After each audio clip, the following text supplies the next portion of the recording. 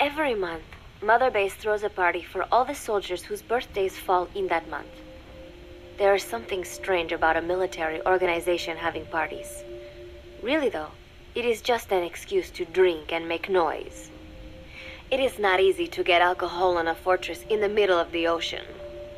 Most days they are training from dawn till dusk. They do not have time for things like drinking. That is why Snake and Miller came up with the idea, to give everyone a chance to let loose.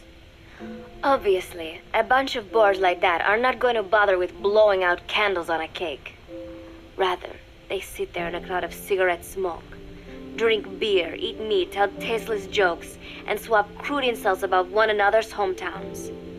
But it hardly ever breaks out into something serious. They talk up a storm, but they're just having fun. It is funny.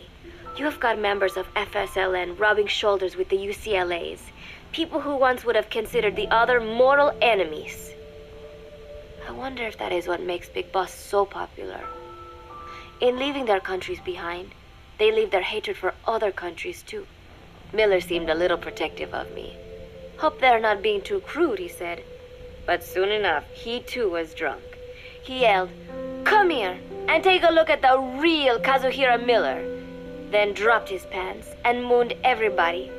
The other soldiers burst out laughing. I have never seen such a crude, ridiculous party before. And yet, all these people, laughing and acting the fool.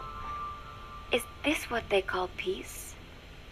For some reason, I began to think about all that has happened since I came here.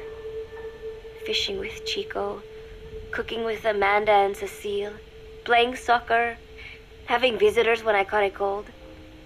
When I stop and think about it, my time here has been the most peaceful of my life. But that is about to end.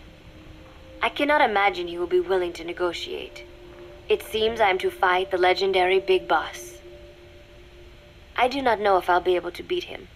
But if I have to choose between death and defying Cypher, I will gladly choose death. The thought of dying does not scare me. But if I disobey my orders, the fear and despair awaiting me will be far worse than anything I can imagine.